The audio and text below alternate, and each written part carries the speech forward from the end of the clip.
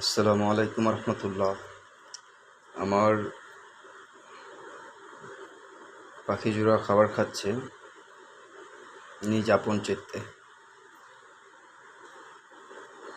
খুব ভীতু ধরনের পাখি এগুলো, কাছে গেলে বেশি নড়াচড়া করে। পালং শাক দিয়েছি, এগুলি আবার শাক পছন্দ করে প্রচুর পরিমাণ। পালং শাক, তারপর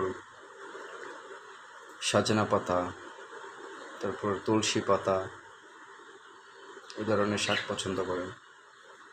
কলমি শাক খাচ্ছে অলরেডি।